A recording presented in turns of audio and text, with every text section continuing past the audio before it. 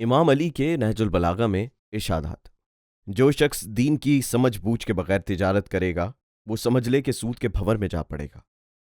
جو چھوٹی چھوٹی مصیبتوں کو بڑی سمجھنے لگتا ہے اللہ اسے بڑی مصیبتوں میں مبتلا کر دیتا ہے۔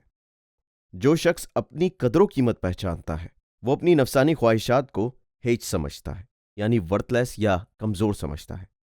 جب آدمی ہنسی مزاق کی ایک بات کرتا ہے تو اپنی عقل کی ایک کلی کر کے پھینک دیتا ہے۔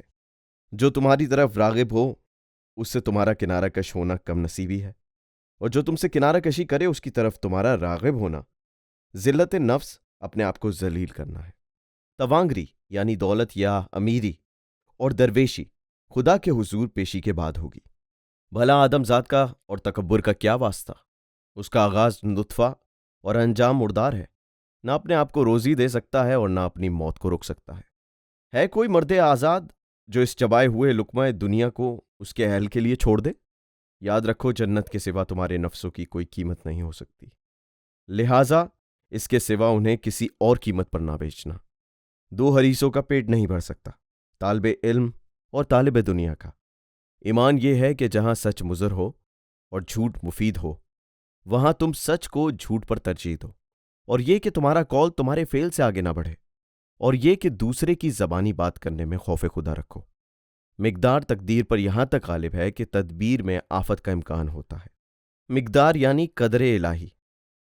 کمزور کا سارا زور غیبت ہے۔ بردباری اور اقدام سے پہلے غور و فکر کرنا دونوں کا ساتھ ہے، یہ دونوں بلندی ہمت کا نتیجہ ہیں۔ کمزور کا سارا زور غیبت ہے۔ ایسا بھی ہوتا ہے کہ تحسین انسان کو دیوانہ کر دیتی ہے۔ تحسین یعنی کسی کو سراہنا۔ دنیا اپنے غیر آخرت کے لیے بنائی گئی اور اپنے لیے نہ بنائی گئی۔ لوگوں پر ایک ایسا سخت زمانہ آئے گا جس میں دولت مند اپنی دولت میں بخل کی وجہ سے دانت گاڑے گا، حالانکہ اسے ایسا کرنے کا حکم نہیں تھا۔ اللہ سبحانہ کا ارشاد ہے، اور باہمی احسان کو بھول نہ جاؤ۔